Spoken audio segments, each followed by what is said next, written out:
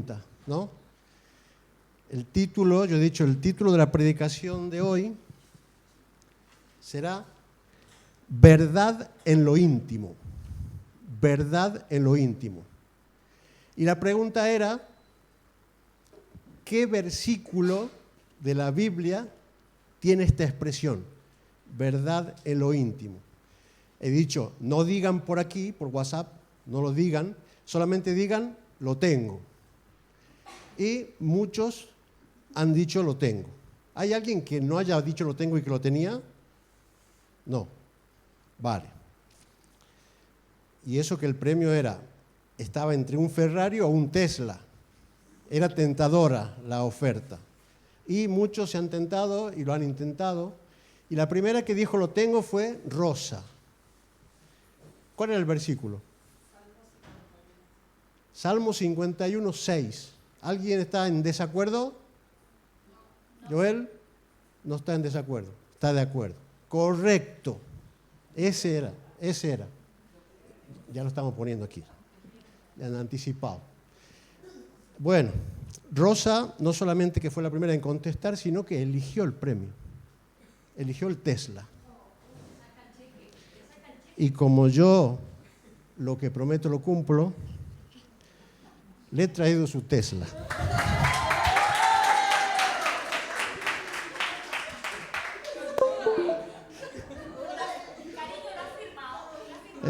Ese es un señalador para la Biblia para que busquen con más comodidad. Pero antes que Rosa dijese,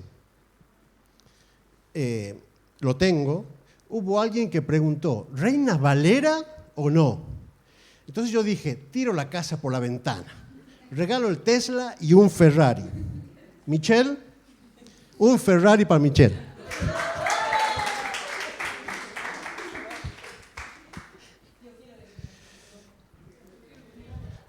Y resulta que lo del Tesla, a mí se me ocurrió porque mi hija es fanática del Tesla.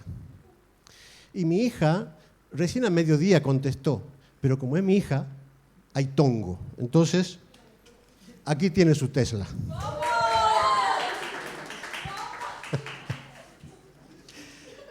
No se pueden quejar, ¿eh? Reparto de premios impresionante.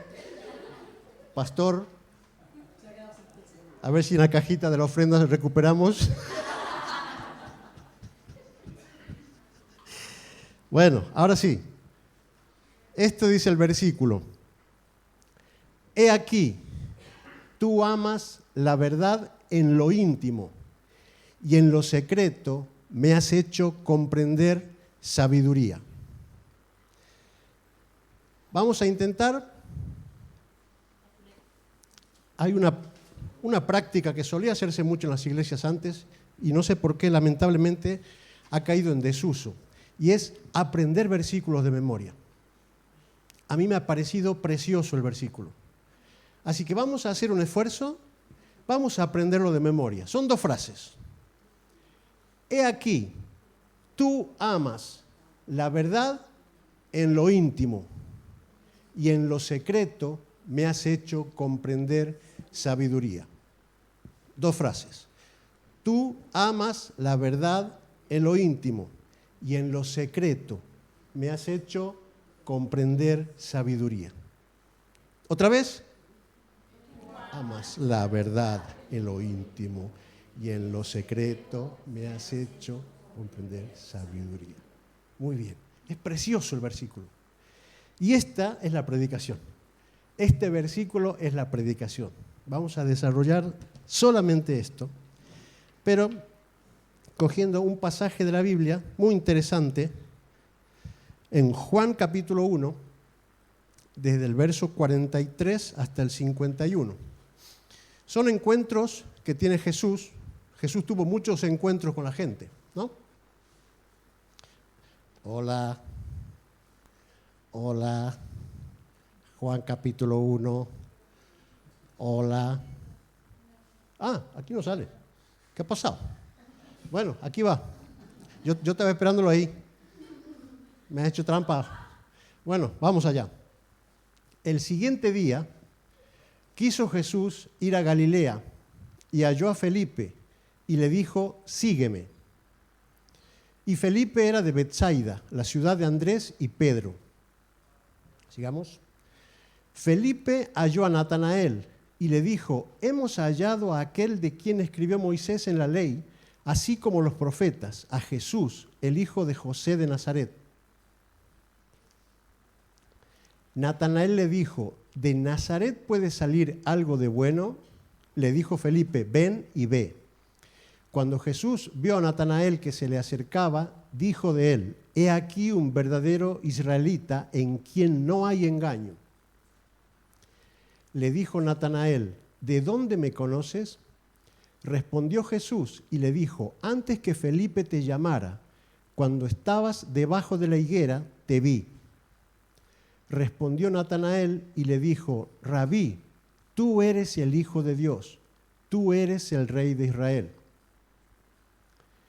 Respondió Jesús y le dijo, porque te dije, te vi debajo de la higuera, ¿crees? Cosas mayores que estas verás. Y le dijo, de cierto os digo, de aquí adelante veréis el cielo abierto y a los ángeles de Dios que suben y descienden sobre el Hijo del Hombre. Aquí está un encuentro de Jesús con dos que van a ser sus discípulos, dos de sus discípulos. Primero, el llamamiento a Felipe. Le dice, Felipe, sígueme. Sin más, Felipe, sígueme. Y Felipe se levanta y lo sigue. Suena un poco tonto, ¿no?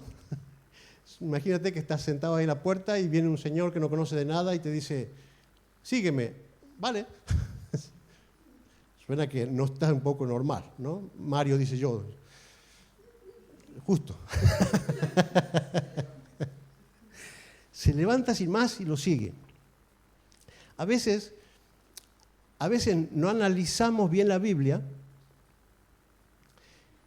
y nos tomamos algunas cosas como que, mira qué tontería, ¿no? Que simplón todo.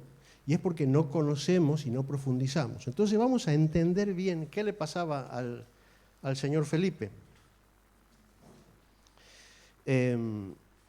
No es que Felipe era alguien fácil, sino que vamos a entender un poco más atrás, en Juan capítulo 1, desde el versículo 35 al 42, para que entendamos un poquito. Este Juan que dice aquí es Juan el Bautista, ¿vale?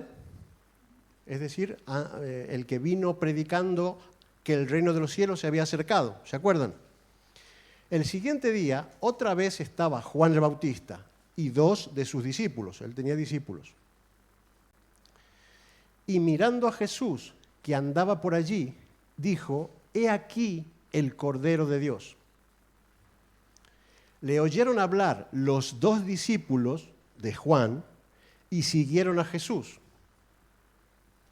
Y volviéndose Jesús y viendo que le seguían, les dijo, ¿qué buscáis? Ellos le dijeron, Rabí, que traducido es maestro, ¿dónde moras?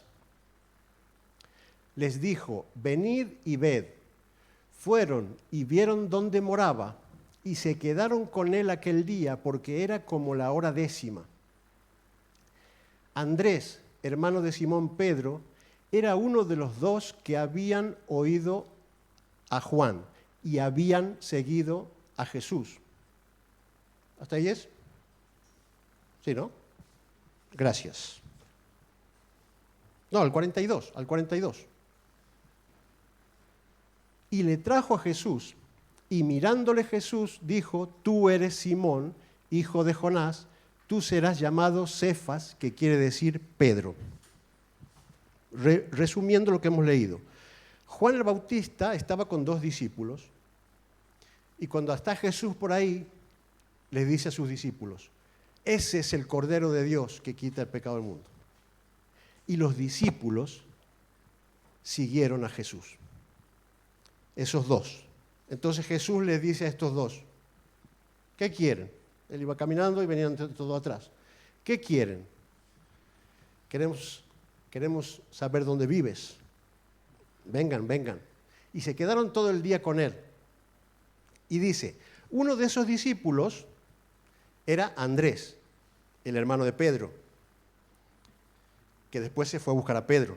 Y lo trae a Pedro y es del pasaje donde Jesús le dice, tú, Simón, en realidad, Simón, ahora serás llamado Pedro.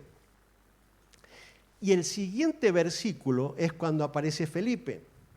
Entonces, se entiende que el segundo discípulo de Juan el Bautista, que se queda todo el día con Jesús, es Felipe. Entonces, no es que no lo conocía de nada, sino que había pasado todo el día con él, pero no solamente eso, sino que siendo discípulo de Juan el Bautista, la función de Juan el Bautista fue preparar el camino para el Señor. Y es interesante porque, claro, todos los profetas del Antiguo Testamento que hablaron de Jesús dijeron, va a venir, va a venir, va a venir. Pero Juan el Bautista dijo, ese es, ya está aquí. Que es tal vez por lo cual Jesús dijo, no hay profeta mayor. Porque es el que dijo, ese es el profeta, ese es el Mesías. Y estos hombres, si estuvieron con él, es porque escucharon esta enseñanza seguramente muchas veces. Ya el Mesías, cuando Juan el Bautista va diciendo el reino de los cielos se ha acercado, es porque él sabe que el Mesías está en la tierra. Que entre paréntesis es su primo. Él sabe que está el Mesías en la tierra. Y eso les enseñaría a sus discípulos. El Mesías ya está aquí. Entonces, no les toma por sorpresa cuando les dice, ese es el Cordero de Dios. Ese es de aquel que yo vengo hablando desde que hablamos. Y ahí por eso es que cuando Jesús se encuentra con Felipe, ya ha pasado un día con él. Y aquí es algo interesante que conozcamos. El hecho del sígueme. La educación de los judíos de esa época, ellos iban a la escuela como nosotros, pero iban a la escuela a aprender la ley de Dios, la Torá. Entonces, ellos empezaban a los 5 años, creo que hasta los 13, era el primer, como si fuese la primaria, y ahí ellos aprendían el Pentateuco, les enseñaban el Pentateuco, y tenían que más o menos ir sabiendo eso. Después, desde los 13 hacia adelante, ellos aprendían el resto del Antiguo Testamento nuestro, que para ellos es la ley de Dios. La cuestión es que, no sé si es a los 18 años o a qué edad es, no me acuerdo, cuando llega ese momento, los niños, ellos escogen un maestro. Ellos escogen a un maestro. Y el maestro pasa tiempo con esos jóvenes ya, digamos. Pasa tiempo. Pero ahora la cuestión es que llegado ese momento, no todos son aptos para seguir estudiando, ya sea porque no le da la cabeza, porque no tengan demasiado interés, por la razón que sea, no todos son aptos. Entonces, cuando ese maestro tenía varios jovencitos que estaban con él, a los que él escogía para que sigan siendo sus alumnos, les decía, sígueme, sígueme. Y esos sabían que iban a seguir estudiando. Y los otros dejaban los estudios, ya se iban a trabajar en el trabajo de su padre o en otra cosa, lo que sea. ¿Se acuerdan cuando habla del apóstol Pablo, que dice que fue educado a los pies de Gamaliel? Ese era el maestro que en algún momento le diría, sígueme a Pablo. Entonces, este sígueme es una cosa especial. En la Biblia, por ejemplo, a Leví, a Mateo, también Mateo está con sus negocios ahí y viene Jesús y le dice, sígueme. Y deja todo ahí y se va. Como Felipe. Sígueme es el deseo de Jesús hacia este chico. Tú serás mi discípulo. Es un cambio de vida. Claro, él ya pasaría de esa etapa, ya fue desechado, ya está siendo pescador. Y ahora viene Jesús y le dice, sígueme. Un cambio de vida tremendo. Siempre que Jesús tiene un encuentro con una persona, es para que haya un cambio de vida importante. No se puede quedar nadie indiferente ante un encuentro con Jesús. Y en este pasaje que hemos leído, en el primer pasaje, hay un segundo encuentro. Felipe va hacia Natanael y ahí es interesante porque le dice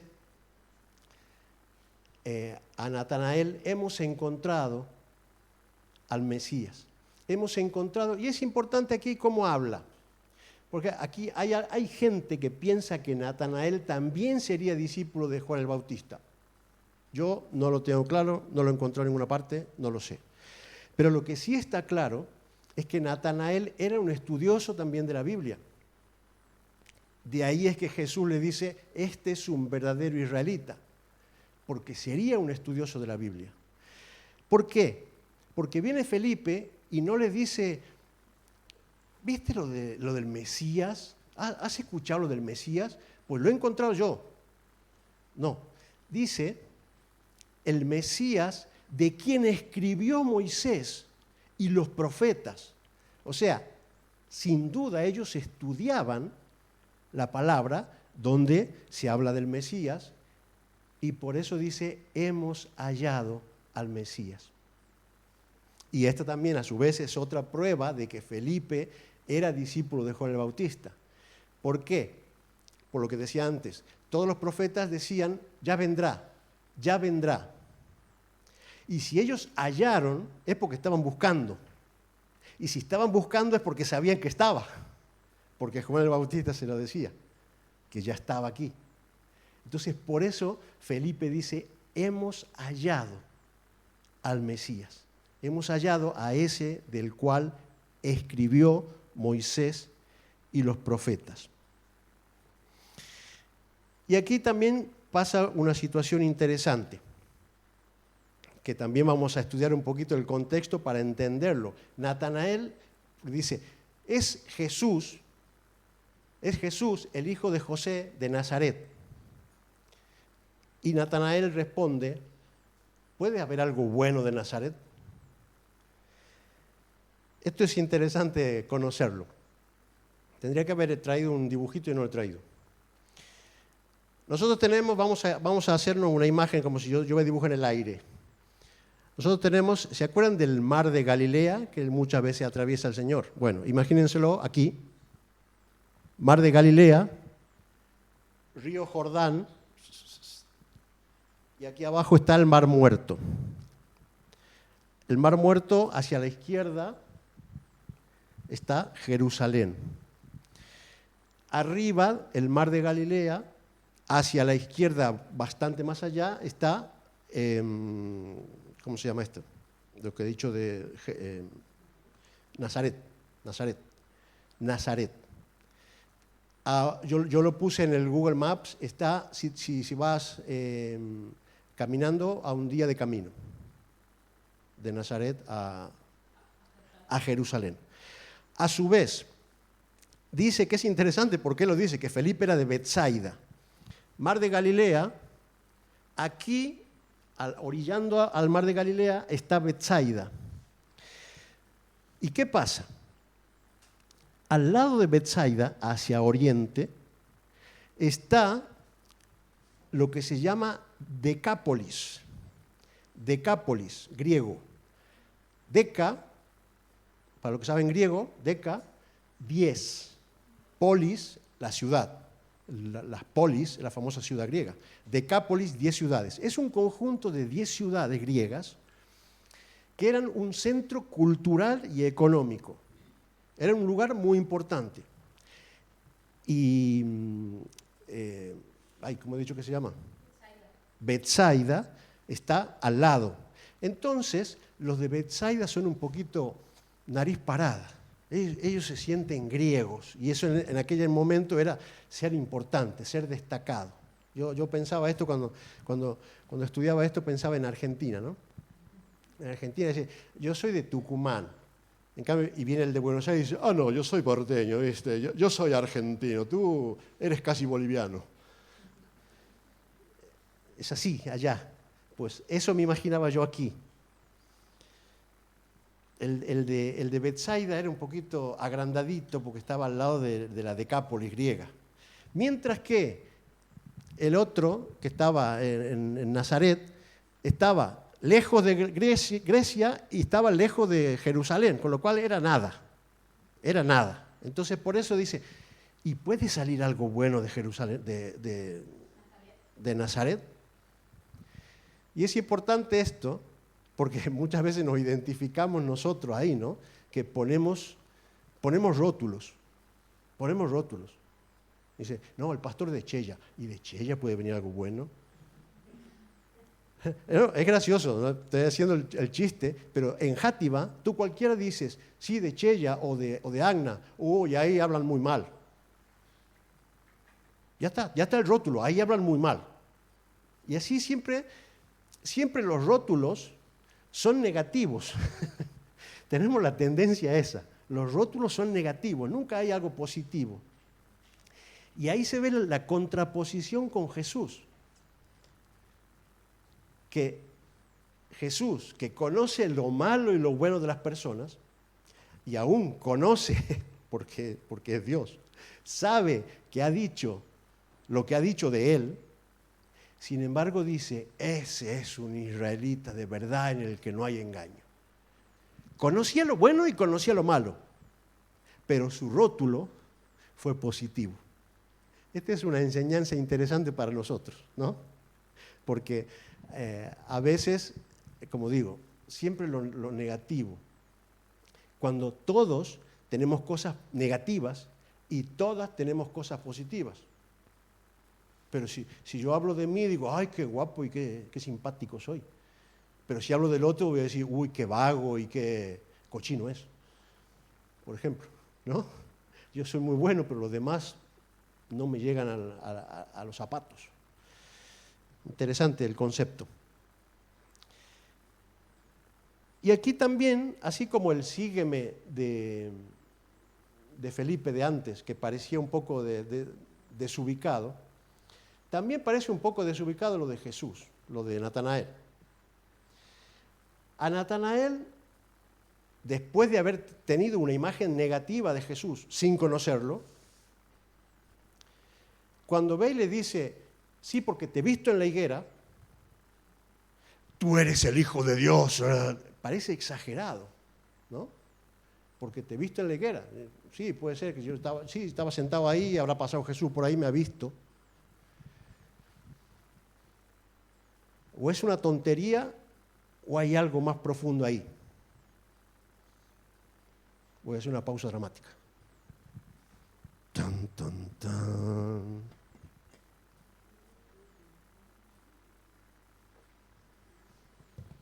Es que aquí viene lo bueno. Aquí viene lo bueno. Natanael. Si leemos los otros evangelios, no aparece ningún Natanael. Natanael en los otros evangelios es Bartolomé. Bartolomé.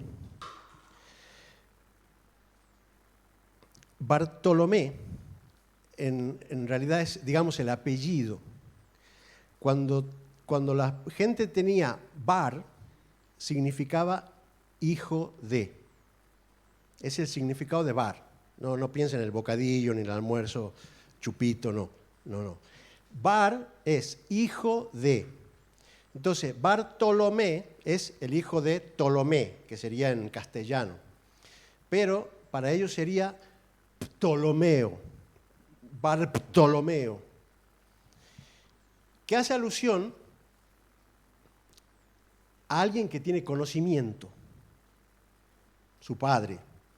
Y por la conversación que tiene con Felipe se entiende que él también tiene conocimiento. Natanael. Tiene conocimiento. Por eso Jesús le dice un israelita verdadero, porque estudia la palabra de Dios. Entonces, ese es Natanael. Viene Jesús y le dice, cuando estabas bajo de la higuera, te vi. Y esto es lo que le produce un clic a Natanael. ¿Por qué?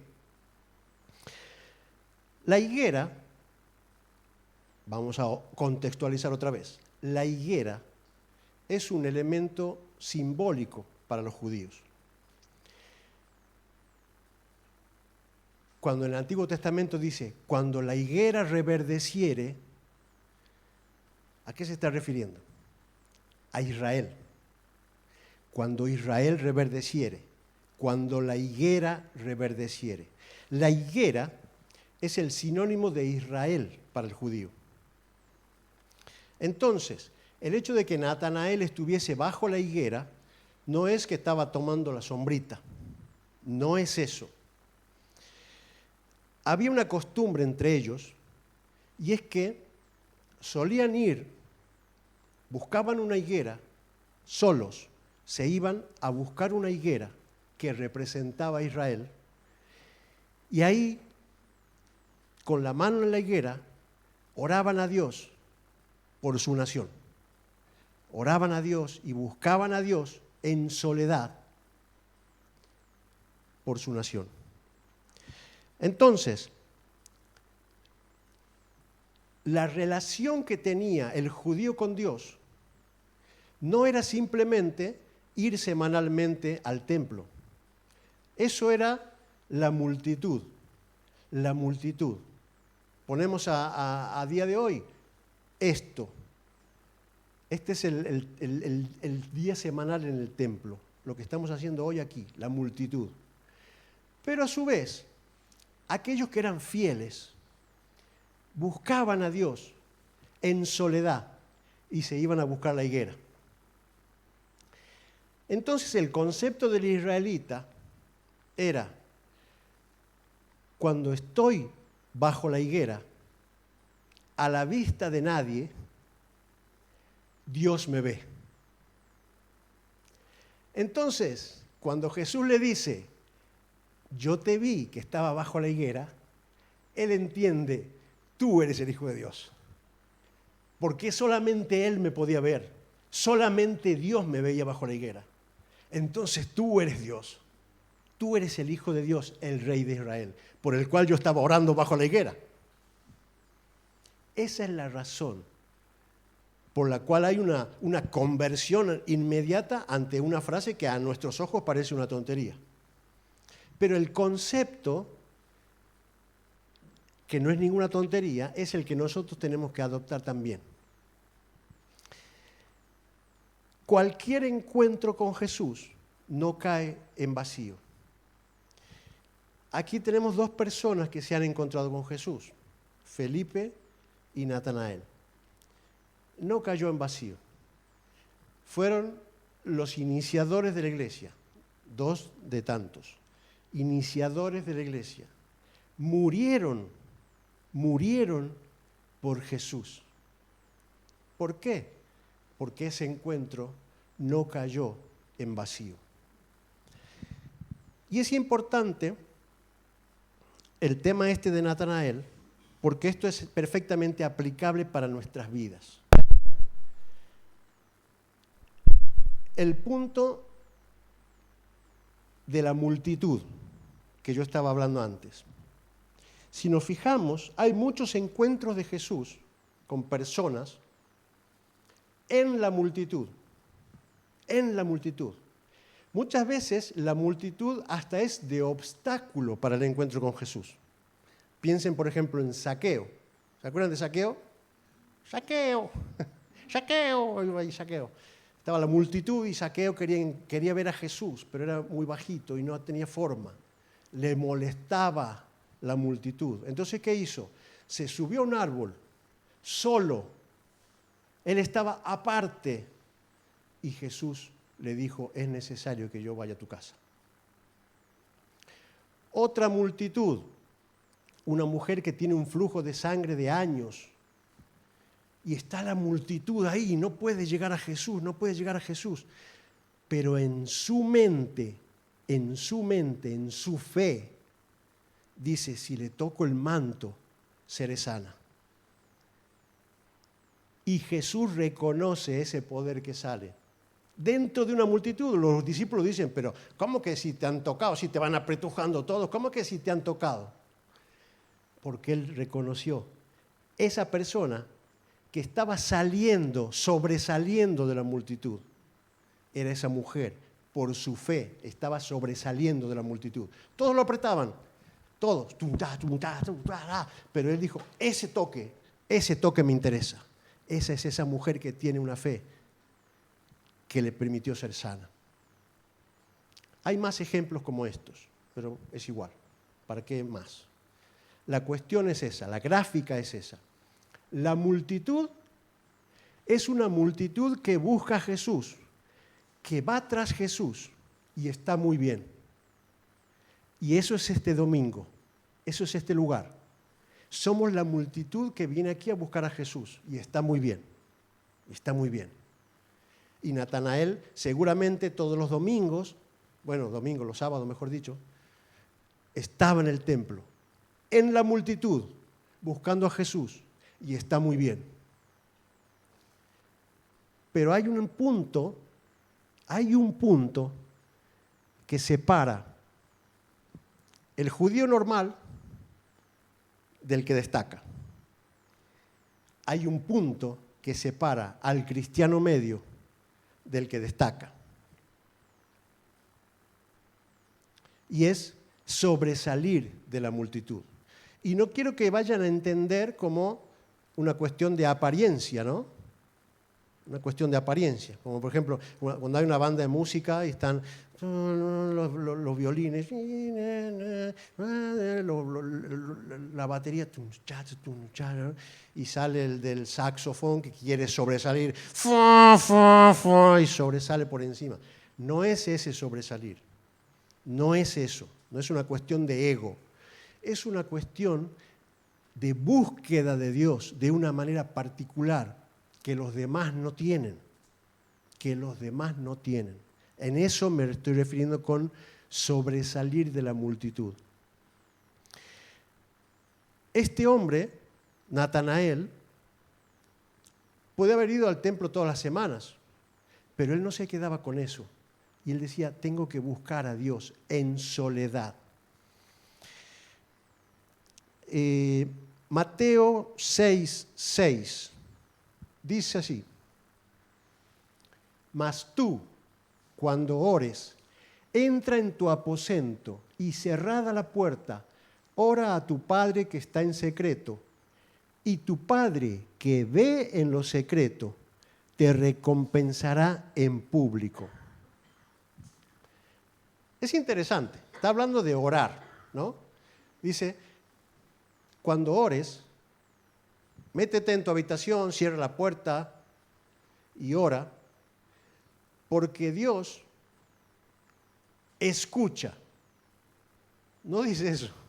Pues si estamos orando, Señor, bla, bla, bla, no hace falta que, me escucha, ¿no? Necesito que me escuche. Pero sin embargo el versículo no dice que nos escucha, dice que nos ve. Así como Jesús vio a Natanael debajo de la higuera. Y este versículo nos está diciendo, pasa algo especial. Hay algo especial si tú haces eso, te vas en soledad y buscas a Dios. Por encima de la multitud. Vale, bien, ahí en el bullicio, imagínense, yo me imagino las fiestas estas que hacían los judíos, las fiestas de los tabernáculos o cualquiera de estas que venían de toda Israel al templo, eso sería como si fuese la falla de Valencia, más o menos, así, al bullicio, y está bien porque Dios lo mandó. Pero dice Dios, no te quedes ahí. Métete en tu habitación y búscame porque yo ahí te veo. Ahí te veo, en tu soledad te veo. Claro, y uno se pregunta, ¿Por qué razón? Si Dios está en todas partes, Dios es omnipresente, omnisciente, ¿por qué razón? Porque en la soledad es el único lugar en el que hay verdad, en el que soy verdaderamente yo. Cuando yo estoy solo, es el único momento en el que yo soy yo. Pensémoslo. Hoy aquí, para venir aquí, a que nos hemos puesto el desodorante, espero. A que nos hemos puesto el perfumito y que dure. Si tenemos un poco de mal aliento, el chicle, ¿no? Para distorsionar lo que yo soy, ¿o no? Porque quiero agradar. Entonces distorsiono lo que yo soy. Estoy hablando de cosas elementales, pero también a veces nos ponemos las máscaras, ¿no? Oh, gloria a Dios, está todo bien, cuando por dentro estoy destrozado, porque creo que así voy a estar mejor delante de los demás. Máscaras. Es la verdad. Somos así y es lo natural, es lo normal. Pero en lo secreto, en la soledad, ahí soy yo. Ahí soy yo, ahí no hay engaño. Y ahí es donde entra el famoso versículo con el que empezamos. Si puedes ponerlo al Salmo 51:6 de nuevo, aunque todos lo saben de memoria ya. Tú amas la verdad en lo íntimo. En lo secreto me has hecho comprender sabiduría. La verdad en lo íntimo, porque es el lugar en el que soy verdadero. En lo íntimo, ahí soy verdadero. Y en ese lugar de la soledad me has hecho entender sabiduría. Me has hecho entender sabiduría. Es precioso el versículo. Y es real. Y es real. Y este es el mensaje. Tú amas la verdad en lo íntimo. Ahí donde yo soy verdadero, eso amas. Y es ahí donde me vas a dar sabiduría. En la Biblia tenemos muchos ejemplos. Como les decía, cuando hay un encuentro, viene un milagro, ¿no? Hemos hablado de la mujer que se cura, hemos hablado de Zaqueo, que de ser un amarrete y ladrón repartió todo el dinero. Hay un milagro. A Felipe y a Natanael también les habla de un milagro. Les dice, en el último versículo que hemos leído, van a ver el cielo abierto y los ángeles que suben y bajan. Y esa imagen ya está en el Antiguo Testamento, con Jacob. ¿Se acuerdan? Se acuesta a dormir bien cómodo ahí con una almohada una piedra de almohada, comodísimo. Y dice Jacob, vio los cielos abiertos y los ángeles que suben y bajan. Había un pastor que decía, los ángeles suben y bajan haciendo delivery. Van y vienen con los pedidos. Eso es lo que estaba viendo Jacob, y es lo que le dice Jesús, que va a pasar con esta gente porque han tenido ese encuentro con Él. Van a haber milagros. Va a pasar un milagro. El domingo pasado estábamos hablando de los milagros. Y eso es lo que pasa. Moisés también, en soledad, dice, no entiendo bien ese pasaje, pero dice que cayó en una grieta, estaba solito. Y Dios lo vio. Y pasó un milagro. Moisés le vio el costado a Dios. Eso no es para cualquiera. Eso no es para cualquiera. Cuando buscamos a Dios en intimidad, Dios nos mostrará sabiduría. Es una promesa de Dios. Si queremos destacar, reitero, no para ser más que el otro, al contrario. Dice el Señor, lo que quiera ser grande, que se humille, que sirva, ¿no? Pero eso es destacar para Dios. Muchas veces hay gente que tiene conflicto, ¿no? Porque dice, estamos luchando para tener la corona de premio. Sí, estamos luchando por la corona de premio, pero simplemente es para ofrendársela a Él. no para enorgullecerme yo. Si queremos sobresalir, tenemos que ir por encima de la multitud y tenemos que buscar a Dios en la intimidad. Yo la predicación anterior hablaba de la montaña, ¿se acuerdan de la transfiguración de Cristo? Yo decía, busquemos en esa montaña. Ahora diría, busquemos la higuera. No es necesario una higuera. Dios está en todas partes. Pero busquemos ese lugar en el cual yo busco a Dios. Pero es que ahí es donde Él me ve. Y me ve tal como yo soy. Y ahí es donde me va a hablar y me va a dar sabiduría. Que el Señor bendiga su palabra.